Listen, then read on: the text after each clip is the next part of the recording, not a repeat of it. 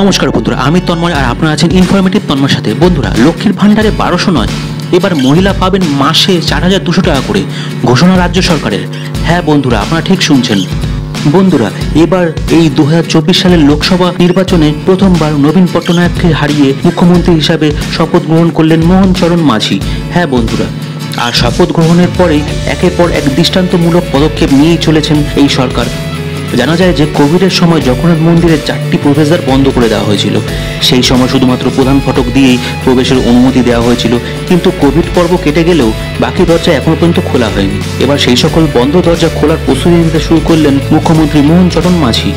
এক সাংবাদিক বৈঠকে এই প্রসঙ্গে কথা বলার সময় ওড়িশার নতুন মুখ্যমন্ত্রী বলেন যে সরকার গঠনের পর প্রথম মন্ত্রিসভার বৈঠকে আমরা 4টি গুরুত্বপূর্ণ সিদ্ধান্ত নিয়েছি।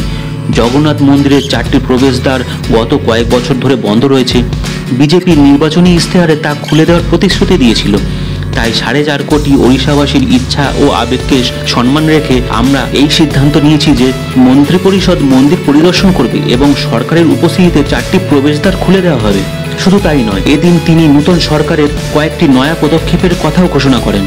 মন্ত্রিসভার দ্বিতীয় সিদ্ধান্ত অনুযায়ী মোহন চরণ সরকার মন্দির সংরক্ষণ, ব্যবস্থাপনা এবং উন্নয়নের জন্য 500 কোটি টাকার তহবিলের গঠনেরও ঘোষণা করেছেন। এছাড়া নির্বাচনের আগে ইশতেহারে ধানের ন্যূনতম সহায়ক মূল্য হিসাবে 3100 টাকা করার প্রতিশ্রুতি দিয়েছিল বিজেপি। এবার সেই অনুযায়ী প্রতি কুইন্টাল ধানে কৃষকদের 3100 টাকা দেওয়ার জন্য সমৃদ্ধ কৃষক প্রকল্পের অনুমোদন দিয়েছে মন্ত্রিসভা। জানা গিয়েছে যে খুব শীঘ্রই এই বিষয়ে জরুরি নির্দেশিকা প্রকাশ করবে সংশ্লিষ্ট বিভাগ এবং সরকার 100 দিনের মধ্যে প্রকল্প বাস্তবায়ন করবে বলে জানিয়েছেন মুখ্যমন্ত্রী। অন্যদিকে মহিলাদের আর্থিক দিক থেকে স্বাবলম্বী করতে এবার স্বনির্ভর হিসাবে মহিলাদের নিজেদের ভবিষ্যৎ সুনিশ্চিত করতে সরকার এক নয়া প্রকল্প উন্মোচন করতে চলেছে, আর সেটা হলো সুভদ্রা যোজনা। এর মাধ্যমে প্রত্যেক মহিলাকে 50,000 টাকা ক্যাশ ভাউচার দেওয়া হবে। সেই প্রতিশ্রুতি অনুযায়ী সংশ্লিষ্ট বিভাগকে সরকার নির্দেশিকা এবং বিশদ কাঠামো তৈরি করার নির্দেশ দিয়েছে। শীঘ্রই এই নয়া পদক্ষেপগুলো কার্যকরীও হতে চলেছে। জানা গিয়েছে যে ওড়িশার নবনির্বাচিত সরকার মহিলাদের স্বাবলম্বী করতে তথা ব্যবসা করার জন্য মাসে 4200 টাকা করে দেবে। তাহলে বন্ধুরা, আজকে জানতেই পারলেন যে ওড়িশা সরকার পশ্চিমবঙ্গ সরকারকে পিছনে ফেলে মহিলাদের এবার থেকে মাসে 4200 টাকা করে দেবে।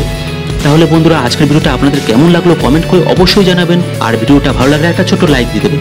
আর বন্ধুরা, আপনাদের মধ্যে যদি কেউ ওড়িশাবাসী হয়ে থাকেন তাহলে কমেন্টে অবশ্যই লিখে জানাবেন। বন্ধুরা, আজকের ভিডিওটা আমি এখানেই শেষ করলাম। পরবর্তী দিনে এই ধরনের আরও অসংখ্য সুন্দর সুন্দর ভিডিও নিয়ে আপনাদের সামনে আমি চলে আসবো। ভালো থাকবেন, সুস্থ থাকবেন। জয় হিন্দ, জয় ভারত।